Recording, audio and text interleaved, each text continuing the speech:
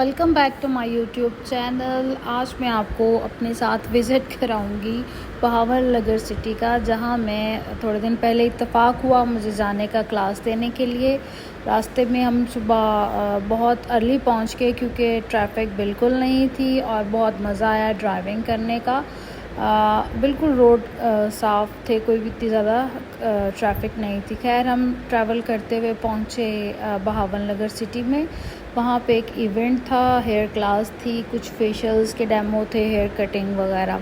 तो रास्ते में हम लोग खूब इंजॉय करते हुए बड़ा स्लोली ड्राइव करते हुए वहाँ पहुँचे कि हमें बहुत जल्दी नहीं पड़ी हुई थी जाने की। खैर हम वहाँ पहुँचे तो हमने हॉल की डेकोरेशन देखी। अभी कोई भी नहीं पहुँचा हुआ था। यहाँ पे मोस्टली सीखने वाले पहले पहुँचे होते हैं और सिखाने वाले बाद में, लेकिन हमारे साथ उल्टा ही काम हो गया। सिखाने वाले पहले पहुँचे हुए थे और सीखने वाले बाद में। अच्छा, वहाँ पे एक नईम शॉपिंग सेंटर है, उनका उस दिन मोबाइल शॉप का इफ्तिताह था।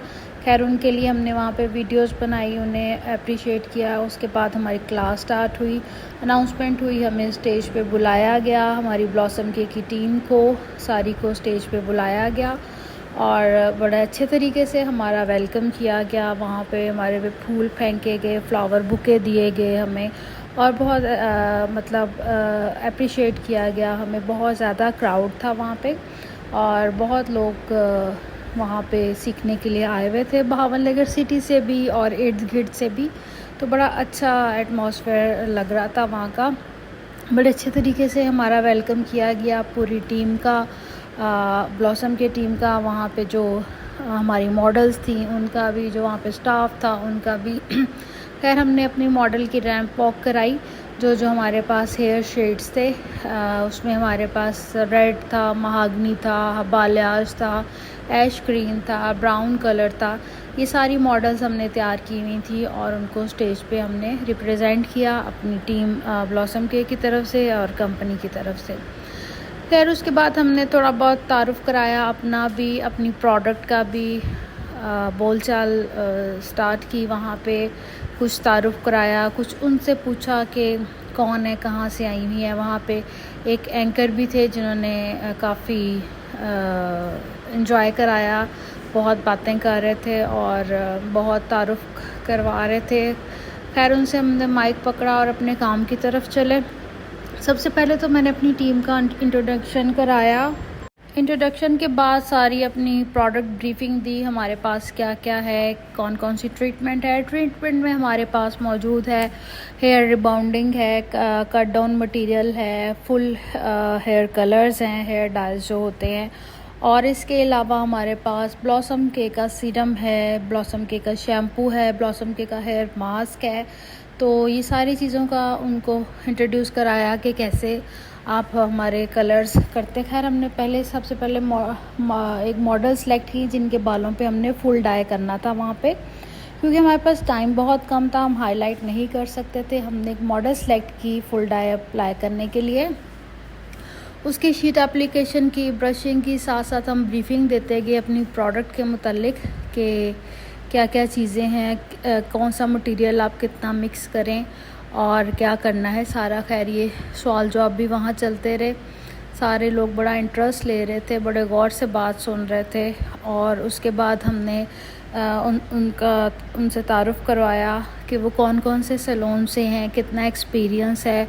कुछ लोग उठ के पीछे स्टॉल्स पे शॉपिंग करना शुरू हो गए, कुछ हमारी बात बहुत ध्यान से सुन रहे थे और साथ साथ हम बहुत इंटरेस्ट ले रहे थे कि हेयर्स का काम सबसे डिफ़िकल्ट होता है।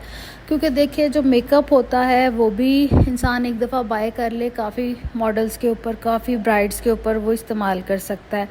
फेशियल्स हैं तो वो भी काफ़ी फेसेस पे इस्तेमाल हो जाते हैं। वाहिद बालों का काम ऐसा है पार्लर फील्ड में जो बहुत महंगा पड़ता है, क्योंकि सबसे ज़्यादा मटेरियल यूज़ भी बालों का होता है और वन टाइम एप्लीकेशन होती है। मतलब एक ट्यूब है तो एक क्लाइंट के पूरी हो जाती है, बल्कि एक से ज़्यादा लग जाती है। तो सबसे महंगा पार्लर फील्ड में जो काम है वो hair streaking, rebonding, hair care का आ जाता है।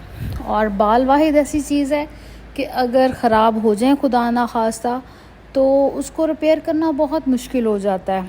जैसे कि स्किन में कोई प्रॉब्लम आ गई है, वो होती तो वो भी परेशानी है, लेकिन ये है कि अगर बाल डैमेज हो जाए या बाल बर्न हो जाए तो वो बहुत मुश्किल से रिपेयर होता है। आप जितनी मर्ज़ी ट्रीटमेंट्स कर लें, जितनी मर्ज़ी ग्लॉसिंग, जो होम केयर जो मर्ज़ी इस्तेमाल करें, बाल वाहिद ऐसी चीज़ है जिसका 70-80% हल जो होता है वो काटना होता है। बाकी हम प्रोडक्ट यूज़ करके, हर्बल या कोई भी ऐसी ट्रीटमेंट्स करके अपने बालों को रिपेयर तो कर सकते हैं, लेकिन बाल जो है वो डैमेज ही रहता है, वो जल्दी सही नहीं होता।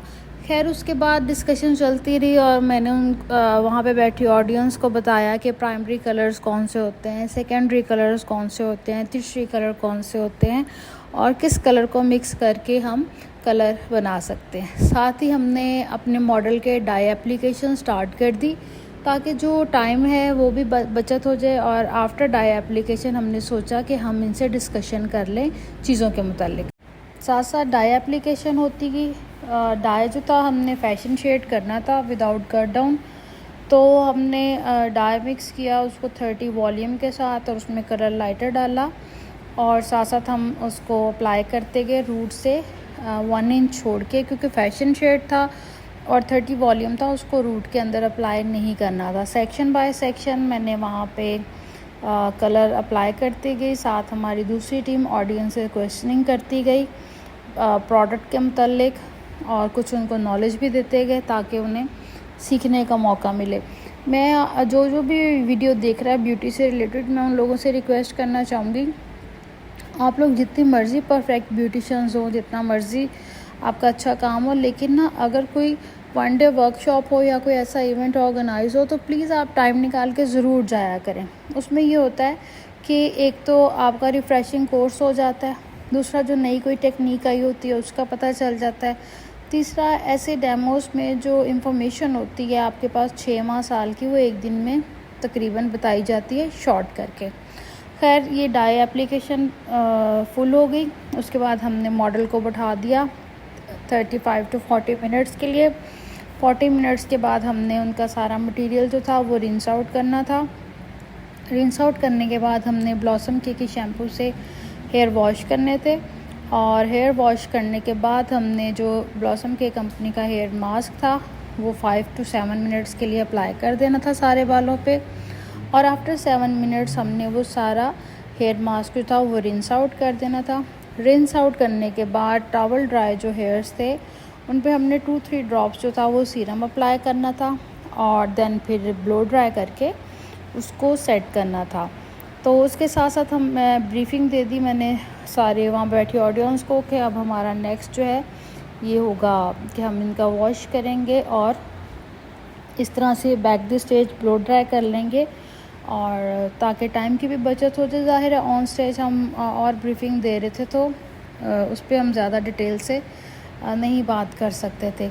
इतने में टाइम भी गुजरता जा रहा था और साथ हम उनको अपनी बाकी की प्रोडक्ट के मुतालिक नॉलेज दे रहे थे कि अगर आपके बाल डैमेज हैं तो आपने किस तरह से उनको रिपेयर करना है, कौन सा हेयर मास्क लगाना है, कौन सा सीरम लगाना है और किस तरह से कितने अरसे बाद कितने गैप के साथ आपने ट्रीटमेंट्स करनी होती हैं।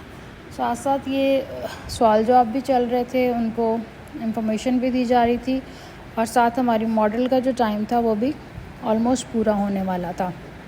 इतने में वहाँ बैठी ऑडियंस ने हमारी प्रोडक्ट से रिलेटेड, हेयर से रिलेटेड बहुत से क्वेश्चन स्टार्ट कर दिए कि क्या क्या उनको प्रॉब्लम होती। खैर हम उन्हें सलूशन भी बताते गए और साथ बाद में हमने अपना जो प्रिपेयर करके लेके गए थे काम, वो मॉडल दिखाने स्टार्ट किए। सबसे पहले हमने उनको अपना वॉयलेट कलर का मॉडल दिखाया, फिर स्ट्रीक्स ये वो। ऑडियंस बड़े लगाव से, बड़ा शौक़ से सब देख रही थी और फ़ोटोशूट भी बहुत चल रहे थे वहाँ पे और वीडियोस भी, ताकि उनको ये क्लियरली नज़र आए। खैर हमने सबसे पहले वॉयलेट की मॉडल दिखाई, उसके बाद जो हमने रेड कलर किया था उसकी मॉडल दिखाई और उनको बताया कि 7/66 और 0/66 के साथ 10 वॉल्यूम के साथ किया। उसके बाद हमारे पास बालियाज की मॉडल थी, उसका हेयर दिखाया और साथ उनको ब्रीफिंग दी कि हमने इनके ऊपर 30 वॉल्यूम से कट डाउन किया हुआ है और जो इनके ऊपर कलर अप्लाई किया है 9/11 और 8/1 जो है 10 वॉल्यूम के साथ अप्लाई किया है और 20 मिनट्स के लिए इनके बालों पे स्टे दे के तो सारा रिंस आउट कर दिया। 7 शेड कार्ड से मैं उनको दिखा रही थी कि ऐसे कलर्स हैं और ये इनके शेड्स आए हैं। तीनों मॉडल्स को हमने 1 बाय 1 जो है उनकी ब्रीफिंग दी वहाँ बैठी ऑडियंस को कि इसके ऊपर हमने क्या क्या किस तरह से किया है, और साथ उनको बताया भी कि अगर आपने टोन टू टोन कलर करना है तो कौन सा डेवलपर यूज़ करना है, आफ्टर कट डाउन करना है तो कौन सा डेवलपर यूज़ करना है, और कट डाउन में कौन सा यूज़ होना है। हमारी मॉडल्स जो थी एंड में फ़ोटोशूट के लिए वहाँ जाके सामने बैठ गई और वहाँ बैठी ऑडियंस उनका फ़ोटोशूट्स कर रही थी और वीडियोस बना रही थी। खैर इतने में जो हमने वहाँ पे हेयर कलर किया वो भी वॉश होके ड्राई होके आ गया। तो ये उनका फाइनल रिज़ल्ट है जो ऑन दी स्टेज हमने वहाँ बैठी ऑडियंस को ये रिज़ल्ट उनको अचीव करके दिखाया विदाउट कट डाउन। ये देखिए कितना खूबसूरत शेड इनकी आया है और इवन आया है। आपको पता है सैलून्स में काम करना बहुत इजी होता है और ऐसे सेटअप्स पे काम करना बहुत मुश्किल होता है जहाँ चेयर भी आपकी मर्ज़ी की नहीं है, एक्सेसरीज़ भी आपकी मर्ज़ी की नहीं होती, वॉश भी सही तरीके से नहीं होता। खैर हमने 100% रिज़ल्ट अचीव किया और वहाँ पे खड़ी जो ब्यूटिशियंस जो इंटरेस्ट ले रही थी, जिनके पार्लर में जो प्रॉब्लम आती है वो सब इसका फ़ोटोशूट कर रही थी। खैर मेरा काम ख़त्म हुआ और मैं स्टेज से जाने लगी तो वहाँ पे ब्यूटिशियंस ने मेरे साथ फ़ोटोशूट स्टार्ट कर दिया। 1 बाय 1 काफ़ी ब्यूटिशियंस ने क्लिक किए और इस टाइम को फ़ोटोशूट में ही हमारा कम से कम घंटा लग गया क्योंकि वहाँ फ़ोटोशूट ख़त्म ही नहीं हो रहा था लोगों का। तो ये सारी मैं दिखाती हूँ, कुछ वीडियोस क्लिप बनाए थे हमने। फ़ोटोशूट के बाद वहाँ पे ब्यूटिशियंस ने शॉपिंग की, जो उनको रिक्वायर्ड था, कलर या कोई चीज़ या कुछ भी, और उसके बाद हमने वहाँ से वाइंड अप किया, जाके हमने डिनर किया और डिनर के बाद हम वापस साहिवाल के लिए निकल पड़े।